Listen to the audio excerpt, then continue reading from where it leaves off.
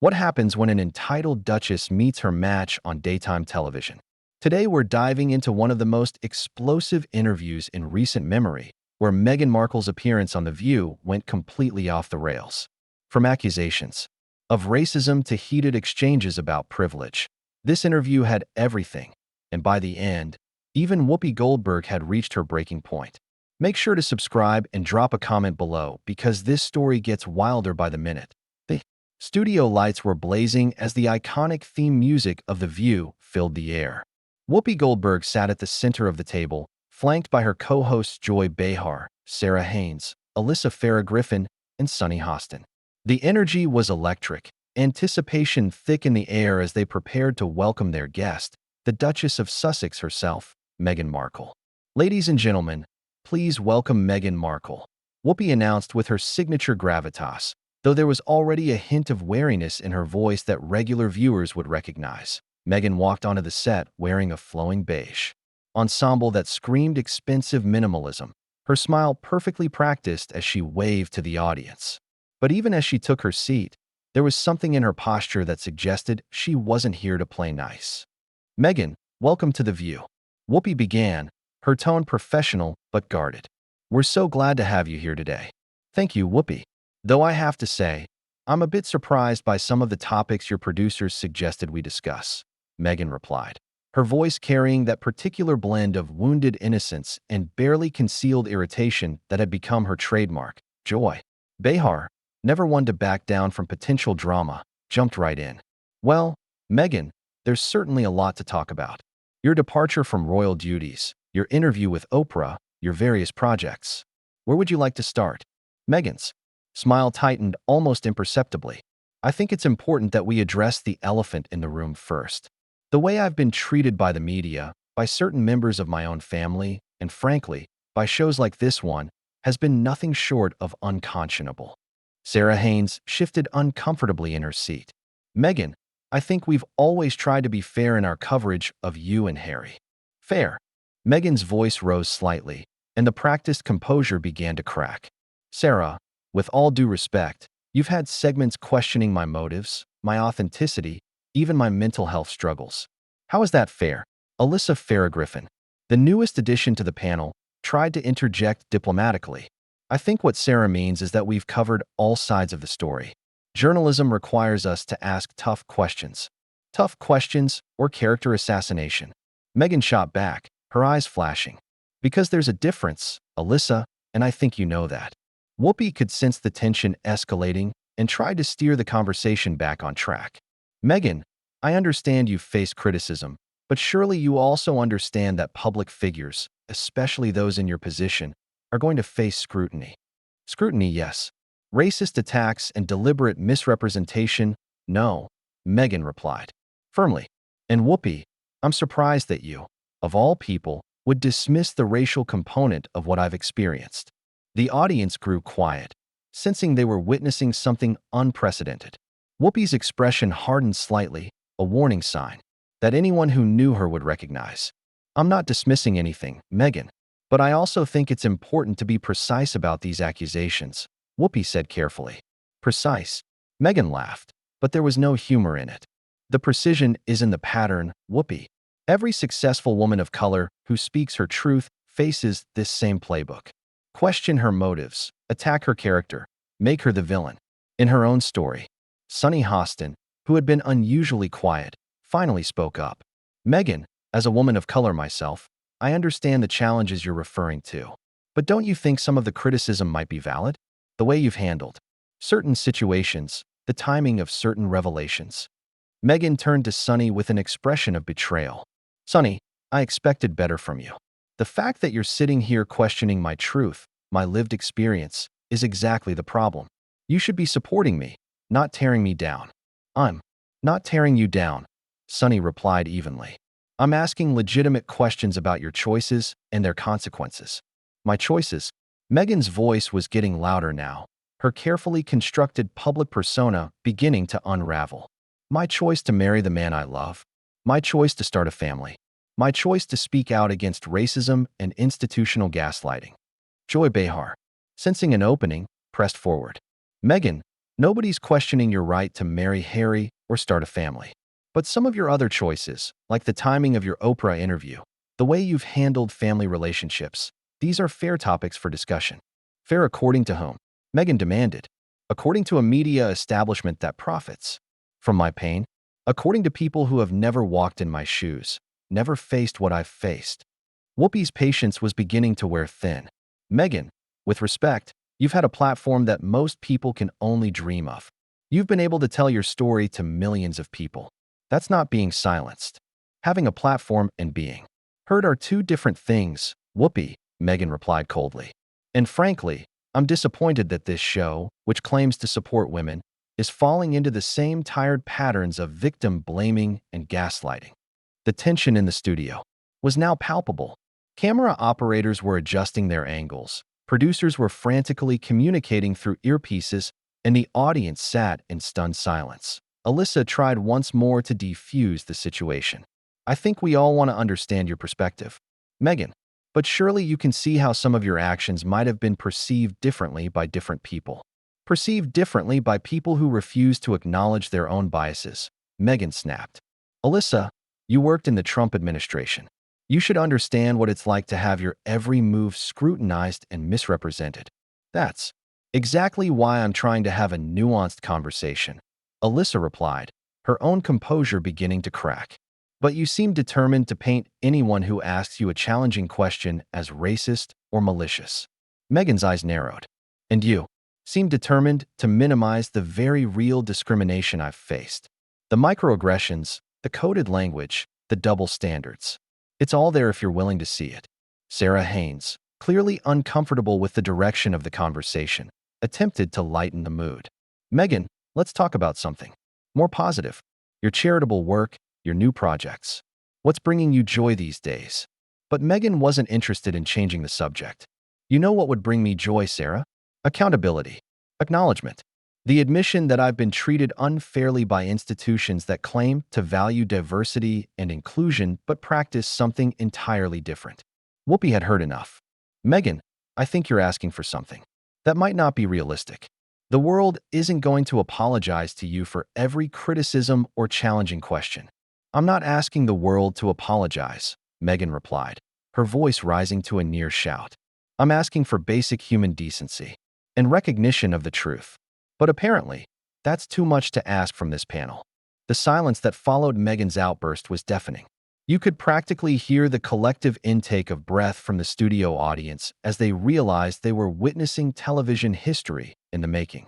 Whoopi's expression had shifted from professional courtesy to something much more serious. Her famous eyebrows knitted together in a way that spelled trouble. Excuse me, Whoopi said slowly, her voice dropping to that dangerous low register that regular viewers knew meant business. Did you just suggest that this panel lacks basic human decency?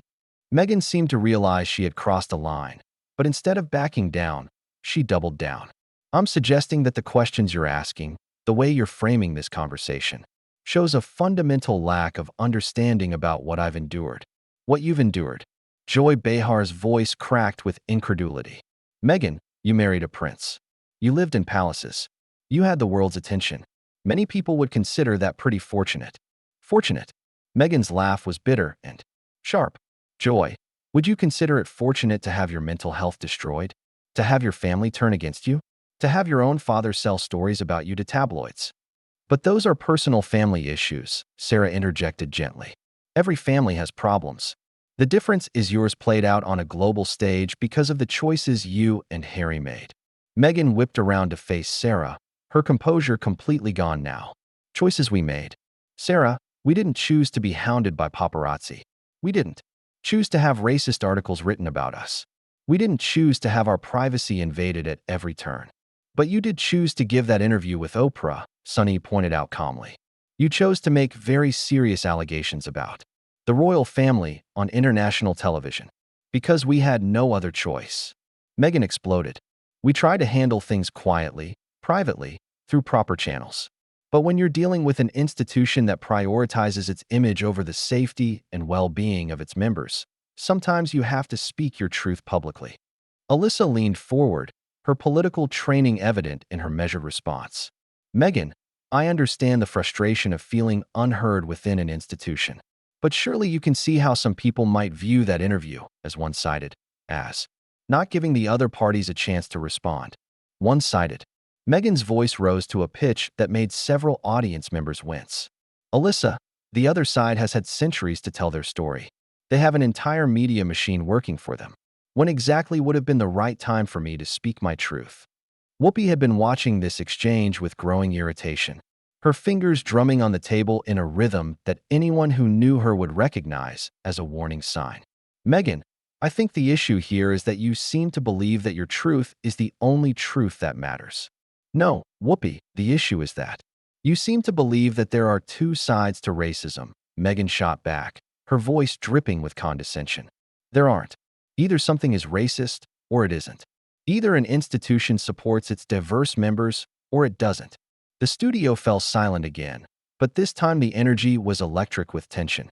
Whoopi's eyes narrowed, and when she spoke, her voice carried the weight of decades in the entertainment industry and countless battles fought and won. Young lady, you need to check yourself right now, Whoopi said, each word deliberate and measured. You do not get to come onto my show and lecture me about racism. You do not get to sit at this table and act like you invented struggle. Meghan's face flushed, but she pressed on. I'm not saying I invented struggle, but I am saying that my struggle is valid and deserves to be acknowledged without being constantly questioned and diminished. Nobody is diminishing your struggle, Joy interjected, her own patience clearly worn thin. But you can't expect to be immune from all criticism just because you've faced challenges.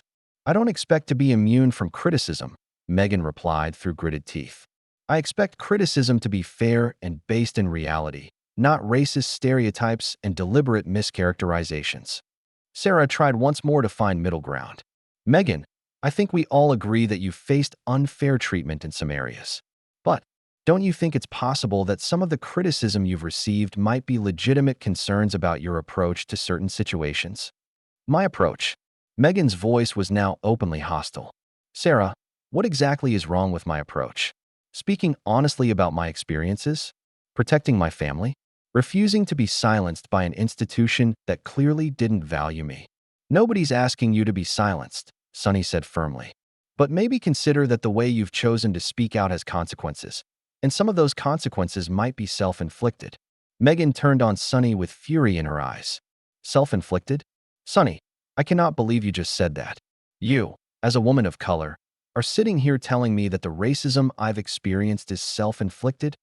That's not what I said, Sunny replied calmly, though her own irritation was starting to show. I said that some of the consequences of how you've chosen to handle certain situations might be self-inflicted. There's a difference. No, there isn't, Meghan snapped. You're victim-blaming, plain and simple. And frankly, it's disgusting. Coming from someone who should understand exactly what I'm talking about. Alyssa couldn't contain herself any longer. Meghan, you can't just throw around accusations of racism and victim-blaming every time someone disagrees with you or asks you a tough question. I'm not throwing around anything, Meghan replied coldly. I'm calling out what I see. And what I see is a panel of women who claim to support other women but are perfectly willing to tear down a woman of color who dares to speak her truth. Whoopi's hands slammed down on the table, the sound echoing through the studio like a gunshot. That's enough, she said, her voice cutting through Meghan's tirade like a knife.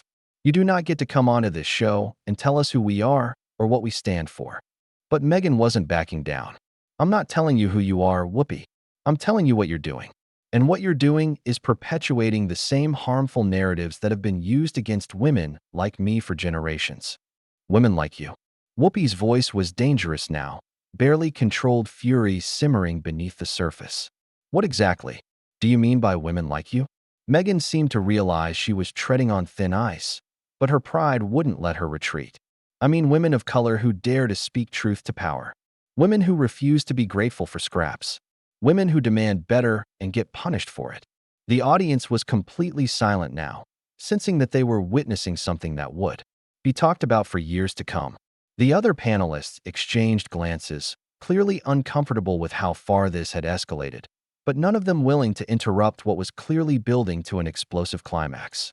Joy tried one last time to inject some reason into the conversation. Meghan, I think we've gotten off track here. Nobody is trying to punish you for speaking your truth. We're just trying to have a balanced conversation about complex issues. Balanced? Meghan laughed bitterly. Joy, there's nothing balanced about this conversation. It's been an attack from the moment I sat down, disguised as journalism, but really just character assassination with a smile. That was apparently the final straw for Whoopi, whose legendary composure finally cracked completely.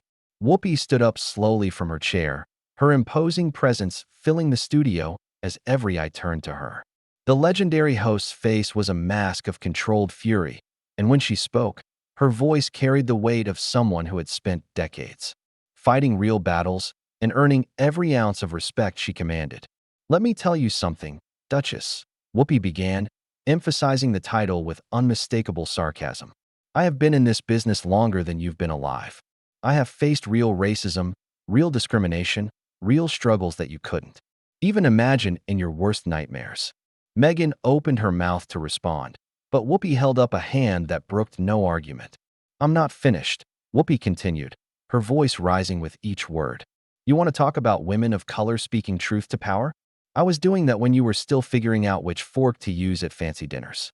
So don't you dare sit at my table and lecture me about what it means to be a black woman in America.